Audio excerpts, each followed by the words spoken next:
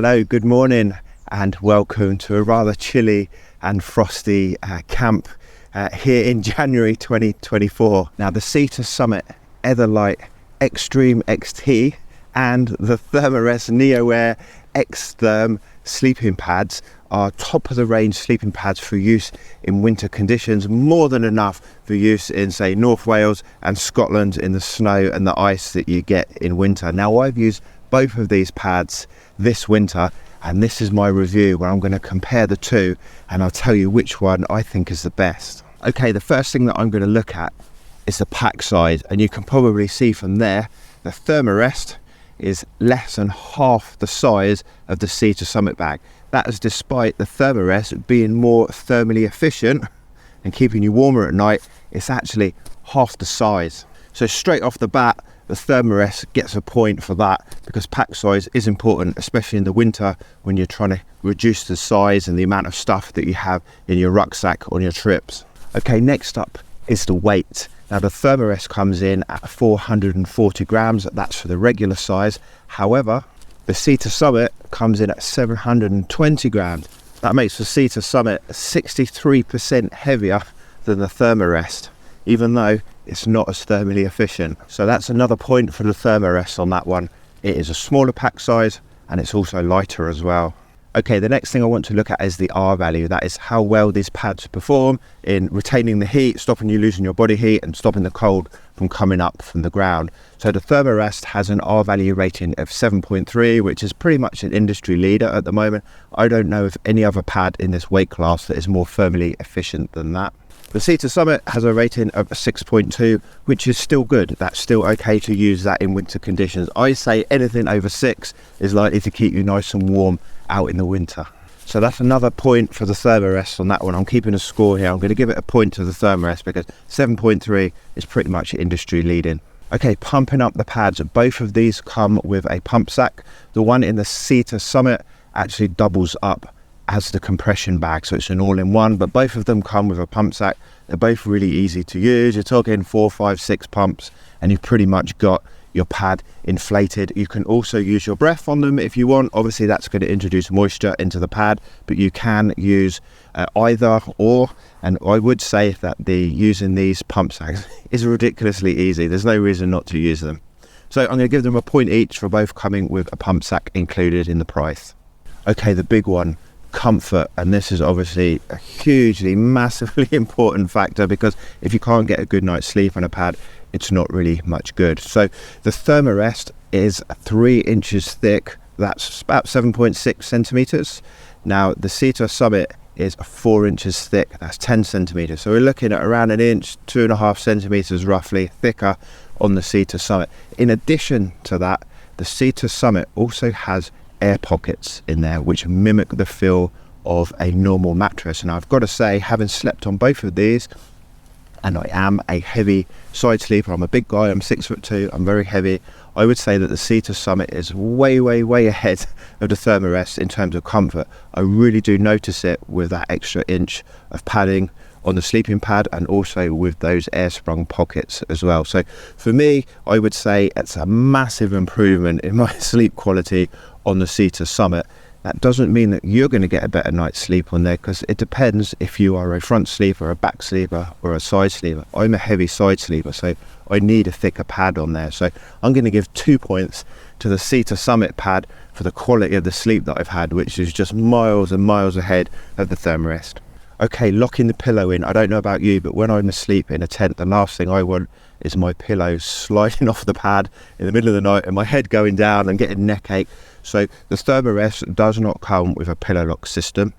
Okay, the Sea-to-Summit does. It's basically Velcro on the pad, and you can buy separately one of their sort of cotton or material sleeping pillows, and it sticks to the Velcro and it will stop the pad from moving during the night. Now I rate Sea-to-Summit's pillow lock system very highly. It's worked really well, and I did find when I was on the Thermarest that my normal sleeping pillow was just sliding around a bit in the night and I was waking up because of that as well. So I'm going to give an extra point to the Sea-to-Summit on this one because the pillow lock system does work.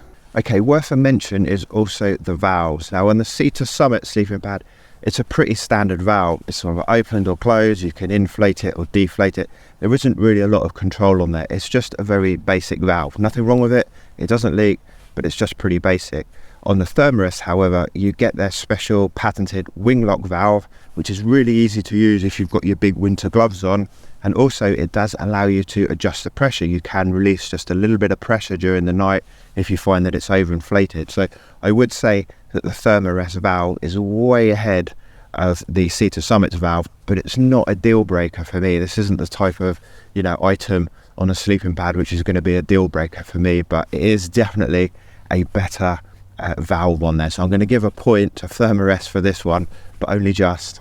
So I just want to talk about durability of these two pads a little bit. Both of them have 30 denier nylon on the top, which obviously protects it from rips and scuffs. However, on the bottom, the Thermarest has 70 denier, which is quite thick by any standard, and that's obviously going to protect it from rubbing on stones or anything else that may come through in your tent in the night. Now, the Sea-to-Summit pad only has 40 denier on the underside, so that's quite a big difference. So just by looking at those specifics, we can say that the Thermarest is going to be a little bit tougher on the underside, and there'll be a little bit more protection on there from grazes and scuffs and so forth on the underside. So that's a point to the Thermarest on that one. Now I also want to talk about noise as well, because the previous version of this Thermarest pad was infamous for being really, really noisy. It sounded like you were falling asleep or trying to sleep on like 1,000 crisp packets.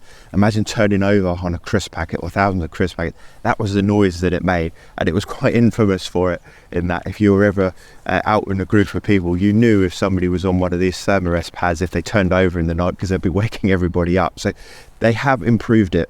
Whatever they've done, I don't know if there's foil inside it or anything like that, but whatever they've done, has clearly resolved the issue, because it's nowhere near as noisy as it was before. I'd say like 60-70% less noise on this, and now it doesn't wake me up when I turn over in the night. So I've had no issues with the noise. I'd also say that the Sea-to-Summit is not noisy either. They're both very similar in the amount of noise that they make.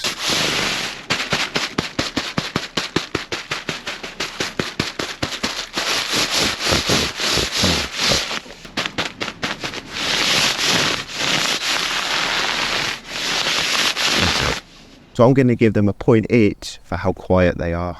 Okay, so the sizes that are available for both of these pads are, you've got regular, you've got wide, you've also got the mummy shape, and there's also the rectangular shape as well. Now, I do recommend that if you are someone that turns around a lot in the night, you're a side sleeper and you're constantly turning in the night, that you do consider getting the rectangular pad. It's a little bit bigger, it'll be a little bit heavier, but you'll find that you don't fall off of it so much in the night. So I definitely recommend the regular pad, but both of these do the mummy shape, the regular pad. You've got regular sizes and also large sizes as well. So I'm going to give them a point each for the choice of sizes. Okay, so which pad is best? If we look at the scores on there, we can say that the Thermarest on paper looks like the better pad on there. However, I've got to say, I get a better night's sleep on the Sea-to-Summit. Which pad for you is obviously going to depend if you're a side sleeper or a back sleeper or a front sleeper. Some people can sleep anywhere. They can sleep on concrete and they're out for 7-8 hours. Me, I'm a heavy side sleeper, so I tend to get pins and needles in my arm if I'm on like a surface that isn't really soft and spongy. So the Sea-to-Summit is a way better pad for me, but the pad for you that might be best might be the Thermarest, because it's lighter, it's smaller, it's even warmer. You've got the wing lock system on there as well on the valve, so there's a lot to like about the Thermarest, but just for me, it's just not quite comfortable enough. I don't get quite a good night's sleep. So the winner for me is the Sea-to-Summit pad, and that's the one that I'm going to be using for the rest of this winter. Look, I just want to say a massive thank you for watching this short video. I hope you found it insightful and you don't do what I do and end up spending hundreds of pounds on a pad which isn't for you. I hope it's given you some insights into which pad is the right one for you. So my name is Daniel. I'm also known as the Board Scrambler. If you've enjoyed this video, please do hit the like button and don't forget to subscribe to my channel. And hopefully I will see you on the next video, which will be me, hopefully, out and about doing a bit of wild camping in the winter conditions. I'll see you on the next video.